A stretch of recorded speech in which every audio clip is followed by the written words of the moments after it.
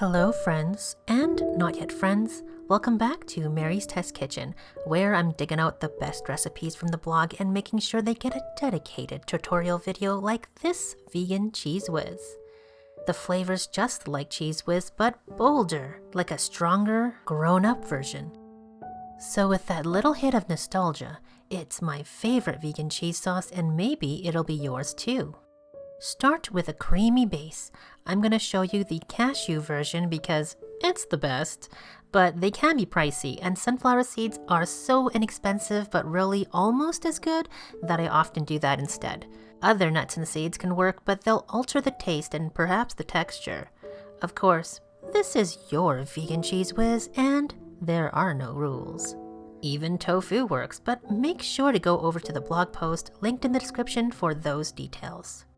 Soften the nuts by soaking for easier blending. I did overnight, but you can alternatively do a quick soak in hot, freshly boiled water for 15 minutes or so. Then into a blender with a couple of roasted red peppers. Actually, 1 small pepper from this jar is really all you need. 2, and you have a much stronger, more identifiable red pepper flavor, so it's up to you. There are no rules. For the tang, add lemon juice and red wine vinegar. Then some nutritional yeast, but not too much or it'll just taste like nooch. A teaspoon of Dijon mustard. I like this one, it's not too strong.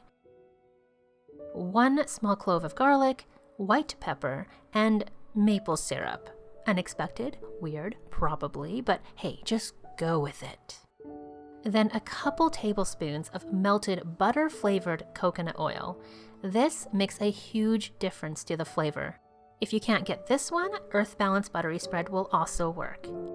Then if you have a very loud blender like I do, protect your ears and blend away until smooth. It would help if you added a little water, like a 1/4 cup of hot water, but not too much. By the way, if you don't have a high-powered blender like this Ninja, it's totally fine. You just need a little extra liquid and then blend in intervals. Maybe do a minute and then let your blender rest, maybe scrape down the sides and repeat. I used to make cashew cheese in my regular $40 Oster blender all the time and it totally works. You just have to be way more patient. Also, after it's pretty smooth, you can add salt. I'd start with 1/2 teaspoon if you're a low sodium type of person. 1 teaspoon is perfect for me, and 2 teaspoons is pretty darn salty, but maybe that's the saltiness that's perfect for you, especially if you're going to be putting it in blander foods to dress them up. Whatever you decide, just taste as you go. And there you have it, a grown-up vegan cheese whiz, ready to go on steamed veggies, or hot pasta, or whatever. Keep it in the fridge for up to a week or 2, and the flavors actually intensify and get even better. Let me know what you do with this sauce in the comments below.